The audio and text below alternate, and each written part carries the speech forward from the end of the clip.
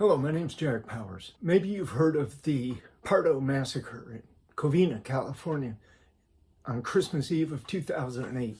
Let me tell you, it's one of the most horrific stories I've ever heard in my life, and I've heard a lot of them. This is one of the most horrific of all times. Bruce Jeffrey Pardo, is a jilted husband, controlling individual, works as an electrical engineer at ITT, making big money. Probably big enough, right? He marries this girl named Sylvia, and she's already got 3 children, but they have another child between them. You know, this is 2006. Their marriage goes south very quickly because Bruce Pardo is very controlling. He wants everything just so. He will not allow his wife to even open a joint account in his name. He demands that his wife, his ex-wife then, pay for the room and board and upkeep, medical expenses, clothing, everything of her own 3 children by another relationship on her own without any input from him. He doesn't want to take that responsibility. So they have issues and they divorce.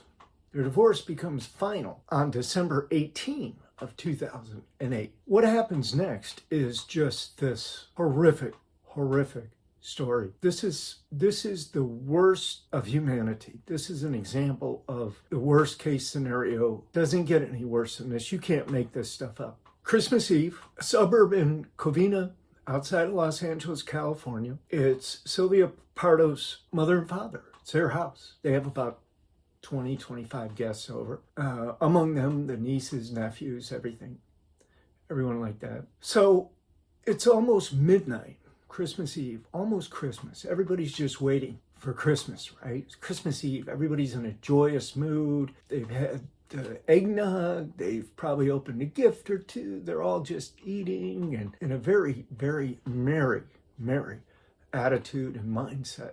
When the doorbell rings, one of Sylvia's nieces goes over to answer the door. And there's Santa Claus. The beard, the suit, the whole thing. He's got a big package that he has to roll into the house. It's like a suitcase-sized package, and he rolls it in. And as soon as he's inside the house, he ho-ho-hos and goes up under his coat and comes out with handgun and starts shooting. The first one he shoots is the little niece, standing right there with her mouth open. Boom. He shoots her, kills her. He goes and he begins shooting at people indiscriminately, just walking through the house. Boom, boom, boom, boom, boom, boom, boom, just shooting them.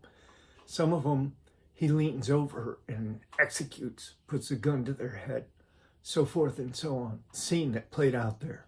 Now, when he's done with all of this mess, it's a homemade flamethrower. He has taken an air compressor, put high-octane fuel inside of it, so instead of compressing and blowing out air, it's now compressing and blowing out high-octane gasoline. And he lights it, and it becomes a flamethrower. And he just burns the whole house down. He just starts all over and just throwing flame throughout the house, just burning it down. But in the melee, he catches himself on fire. His suit melts, his Santa suit, from the heat and everything. And he has serious 3rd-degree burns on much of his body, on his arms and stuff. So he gets out of there, he changes clothes, jumps back into his rental car. He rolls on over to his brother's house and he kills himself. His plan wasn't to kill himself, though. His plan was to go ahead and get away, maybe to go to Canada or to Minnesota or somewhere far away from the scene of the crime. He had $17,000 that was taped around his legs. He had tickets, airline tickets to Canada and elsewhere. And he had everything ready to roll. He had a full plan of how he's going to make his big getaway.